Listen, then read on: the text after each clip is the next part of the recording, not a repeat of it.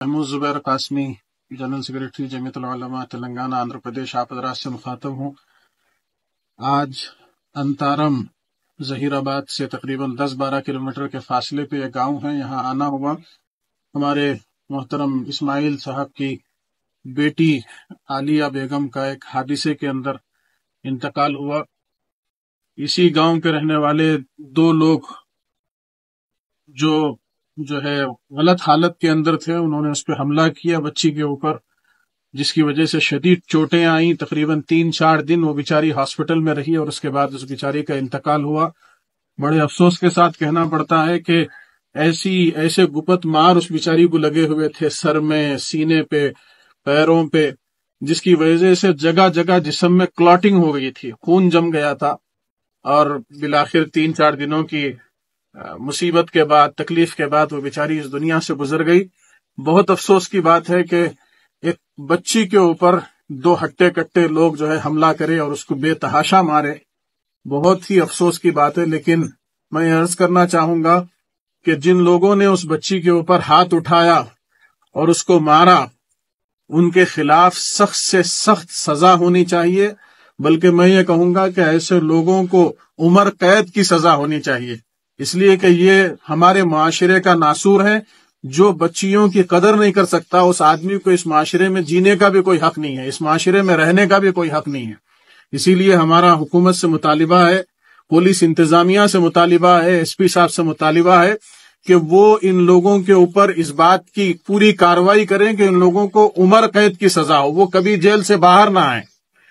دوسری بات جو عرض کرنی ہے وہ یہ کہ ان کے فیملی کے لیے، اس بچی کے تقریباً 2 بھائی ہیں، 1 بہن ہے اور والدین ہیں، تو ان لوگوں کو ایکس گریشا دیا جائے۔ ہمارا مطالبہ ہے حکومت سے کہ 25 سے 30 لاکھ روپے کا ایکس گریشا دیا جائے، اور ایک آدمی کو خاندان کے سرکاری ملازمت دی جائے، اور جو ایک مکان ان لوگوں کو فراہم کیا جائے۔ اور حکومت کے جو ذمہ دار ہیں یا اس علاقے کے جو MLA ہیں، ان کا، وہ اس وقت میں حکومت کے ایک بہت اہم وزیر ہیں، ہم ان سے بھی کہتے ہیں کہ یہ آپ کے علاقے کے اندر یہ حادثہ پیش آیا، آپ کی ذمہ داری ہے کہ آپ اس خاندان کو وزٹ کریں، ان کی تکلیف میں ان کا ساتھ دیں، ان کے ساتھ شریک رہیں، یہ آپ کی ذمہ داری تھی۔ لیکن افسوس کے ساتھ کہنا پڑتا ہے کہ آج 3-4 دن گزر گئے، لیکن حکومت کی طرف سے کوئی آدمی ان کے پاس تک ابھی تک نہیں پہنچا۔ اسی لیے ہمارا مطالبہ ہے کہ فی الفور اس سلسلے کے اندر حکومت کارروائی کرے۔ انشاءاللہ جمعیت العلماء کے جو صدر محترم ہیں حضرت مولانا سید ارشد مدنی صاحب دامت برکاتہم، ان کو انشاءاللہ یہ پوری تفصیلی رپورٹ فراہم کی جائے گی۔ ہمارے جو ریاستی صدر ہیں حضرت مولانا مفتی غیاث الدین رحمانی صاحب، وہ اس سلسلے میں فکر مند ہیں، انہی کی ہدایت پہ یہاں پہ آنا ہوا۔ انشاءاللہ ان کے سامنے بھی یہ پوری تفصیل رکھی جائے گی۔ میں یہ بات یہاں پہ یہ بھی واضح کرنا چاہتا ہوں کہ اس گاؤں کے اندر جو برادران وطن ہیں، جو ہمارے غیر مسلم بھائی ہیں، جب ان لوگوں نے دیکھا کہ یہ حادثہ پیش آیا، وہ ان بچی کے باپ کے ساتھ کھڑے رہے۔ ان لوگوں کو، بدماشوں کو، ان لوگوں نے گالیاں دی، غصہ کیا، ان لوگوں کو پولیس کے حوالے کرنے میں مدد کی۔